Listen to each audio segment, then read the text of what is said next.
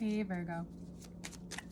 All information to work with me is below, as well as the second part / extended to this reading, which we get into more in depth into the reading, and we look more at what is going on in the stars and how the stars affect the body as well, or could, because it's crazy how that stuff happens. So let's get into your Aquarius season February reading. Looks like you have kind of been contemplating or have been brought into, maybe not even on purpose, contemplation about what drives you, what motivates you, what keeps you motivated. It might end up being purpose more than you realize. What keeps things spinning. You have no problem. It looks like you're really bringing in what you need to bring in, but there's a lack of personal authority in maybe aspects of your life that you want it. There could also be this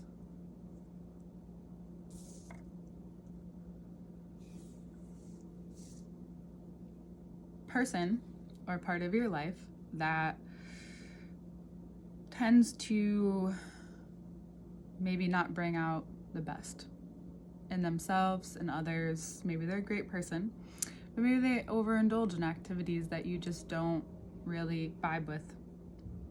It's possible. And what I would say to that is just, if it aligns, it aligns. If you need to have a conversation, have that conversation.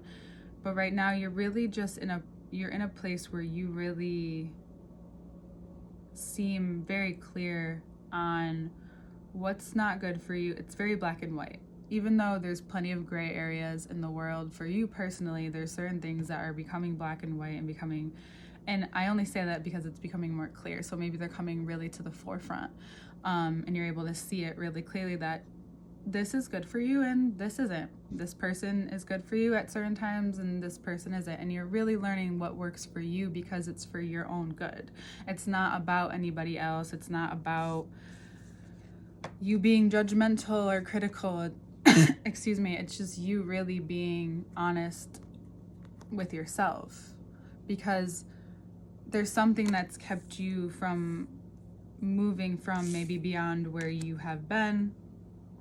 Not only that, you're noticing that there's a part of you that wants to come out more, maybe wants to be more friendly, more warm, more extroverted in a way that you haven't been in a while, and it feels really good. So anyone trying to take that away from you, as long as you're not like hurting yourself, you're doing anything stupid, of course. It's okay for people to be worried about you and to care about you, but to what extent? Like what lengths are they going to? Are they not trying to have you live your own life? I don't know. There's a strong emphasis that direction isn't linear right now. That yes, that could feel really uncomfortable. It's not something you can constantly think about, but it's something you can philosophize about. What's been coming to my mind a lot, it used to more, but that was also, people can go into things spiritually, and some call it spiritual bypassing, and that's a great way to put it, to communicate it. But sometimes we neglect what the divine or source has in store for us, or we don't allow that part of us to be more like devout to it. The word devotion comes up too.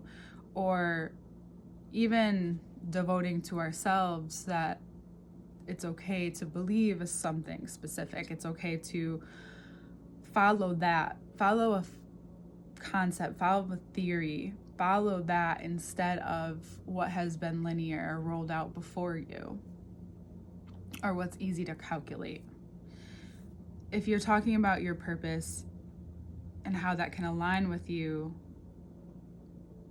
it can become clear, and the steps can become clear for sure, if it has that kind of way. But truthfully, what is talked about a lot in this community, believed or, depending on the person, you don't really know, but what is for you will meet you, right? So if you can believe that you're meeting your destiny in a way that's not so linear, and that you don't really have control over it, and even if someone else claims that they do or they did on their own destiny, think about all the success stories, and if you've ever listened to people talk about their successes or what happened and these are the steps to get there, yeah, there are some steps that you need to do, but really there's this alignment that happens and this connection that happens, I think, and from what I've seen, and that begins to illuminate to you that what brings you the most energy, whether that's joy, something uplifting, something that motivates you, something that you keep coming back to over and over again. It always works. It's really helpful, whether that's like working out every day, whatever that is, going for hikes. You know, it's important for Virgo to be in their body. It becomes very clear that that is the way forward. Gives you more confidence, gives you more insight, gives you maybe even more purpose or an additional charge on the purpose that you already have. Whichever part that you're in, it can feel maybe darker, that you're in the dark about something. But really, what if you were just more present in your life? That being in the dark about something isn't really real. It's just kind of waiting for you when the time comes. We're gonna leave it at that poetry today, Virgo. We'll take a look at everything else when we get into it in the next part. All information to work with me is there as well. Yeah, we'll see you next month.